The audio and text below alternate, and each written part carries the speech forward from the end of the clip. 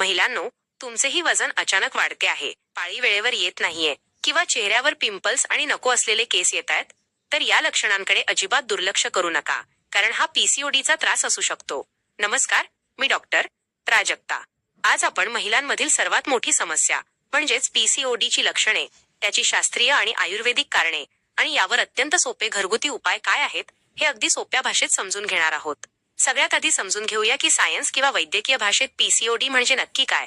आपल्या शरीरामध्ये 2 ओव्हरीज म्हणजेच अंडाशय असतात, जिथून दर महिन्याला एक स्त्रीबीज तयार होऊन बाहेर पडते. पण जेव्हा शरीरातील हॉर्मोन्सचे संतुलन बिघडते, तेव्हा ही अंडी पूर्णपणे विकसित होत नाहीत आणि त्याचे रूपांतर छोट्या छोट्या गाठींमध्ये होते. याच अवस्थेला पीसीओडी किंवा पीसीओएस असे म्हणतात. आता पाहूया की आयुर्वेद याकडे कशा दृष्टीने पाहतो. आयुर्वेदामध्ये पीसीओडीचा थेट संबंध आपल्या शरीरातील आर्तवह स्त्रोतस आणि कफवात दोषांशी जोडला गेला आहे. जेव्हा आपण चुकीचा आहार घेतो आणि शारीरिक हालचाल कमी होते, तेव्हा शरीरातील कफ दोष वाढून तो गर्भाशयाच्या आणि बीज ग्रंथींच्या नैसर्गिक कार्यात अडथळा आणतो. पीसीओडीची लक्षणे प्रत्येक महिलेमध्ये वेगवेगळी असू शकतात, जसे की मासिक पाळी अनियमित होणे किंवा खूप दिवसांनी येणे, अचानक वजन वाढणे, विशेषतः पोटाच्या भागावर चरबी जमा होणे, शरीरात पुरुष संप्रेरक वाढल्यामुळे चेहऱ्यावर नको असलेले केस किंवा मोठे पिंपल्स येणे आणि प्रचंड प्रमाणात डोक्याचे केस विरळ होणे.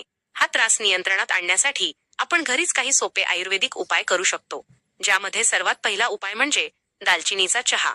रोज सकाळी पाव चमचा दालचिनी पावडर 1 कप पाण्यात उकळून तो चहा गाळून प्यावा. दालचिनी आपल्या शरीरातील इन्सुलिनची पातळी सुधारते आणि ओव्ह्युलेशन प्रक्रिया नियमित करण्यास मदत करते.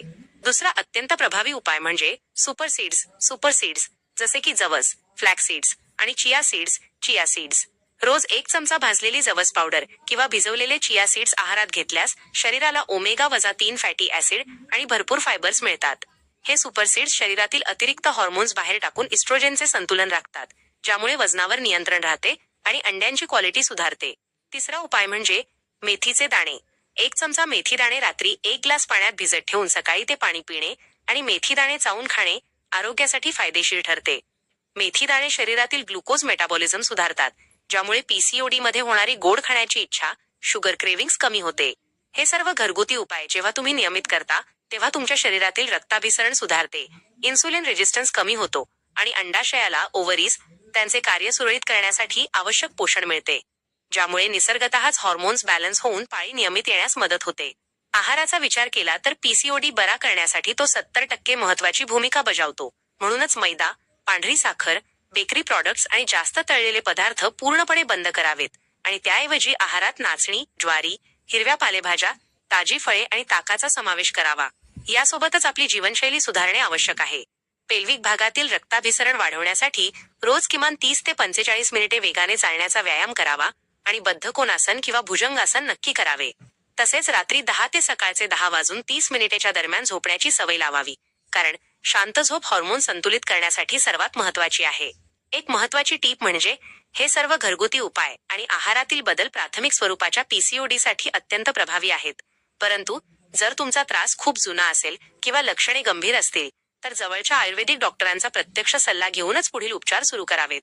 तर महिलांनो, आजपासूनच हे सोपे बदल तुमच्या आयुष्यात अंमलात आणा आणि तुम्हाला हा व्हिडिओ कसा वाटला मला कमेंट करून नक्की सांगा. आरोग्याशी संबंधित अशाच शास्त्रीय आणि सोप्या आयुर्वेदिक टिप्स मिळवण्यासाठी आपल्या डॉक्टर प्राजक्ताच आयुर्वेदिक टिप्स चॅनलला आत्ताच सबस्क्राईब करा आणि गरजू महिलांसोबत हा व्हिडिओ नक्की शेअर करा. धन्यवाद.